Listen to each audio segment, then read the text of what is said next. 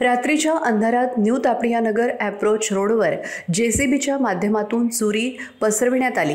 इतकेच नाही तर या उड्डाणपुलावर इतर जंगली झुडपे हटविण्यात आली। उड्डाणपुलाकडे जाणाऱ्या रस्त्यावर काटे टाकून त्या उड्डाणपुलावर सर्वसामान्य जाणार नाही अशी व्यवस्था करण्यात आली आहे।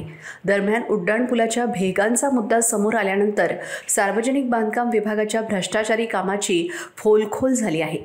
या उड्डाणपुलावर सुपरविजन करणाऱ्यांची चौकशी होणार की नाही असा प्रश्न उपस्थित होत आहे। गेल्या 6-7 वर्षापासून संथ गतीने सुरू असलेले न्यू तापडिया नगर उड्डाणपुलाचे काम थंडावले आहे। यामुळे हजारो नागरिकांना दररोज मोठा फटका बसत असून शाळकरी विद्यार्थी आणि महिलांची मोठी गैरसोय होत आहे। RRC न्यूज आणि सिटी न्यूज सुपरफास्टने नुकतेच न्यू तापडिया नगर उड्डाणपुलाच्या अप्रोच रोडची ग्राउंड रिपोर्टिंग केले। यामध्ये अप्रोच रोडवर 10 ते 20 फुटापर्यंतच्या खोल भेगा पडल्याचे समोर आले आहे। धक्कादायक म्हणजे हा रस्ता अजून वाहतुकीसाठी खुला झालेला नसतानाच त्याला भेगा पडल्याने बोगस कामाची पोलखोल केल्या गेली। या भेगा बुजवण्यासाठी चुरीची मलमपट्टी केली जात असून ही मलमपट्टी किती दिवस टिकेल याबाबत साशंकता व्यक्त केली जात आहे।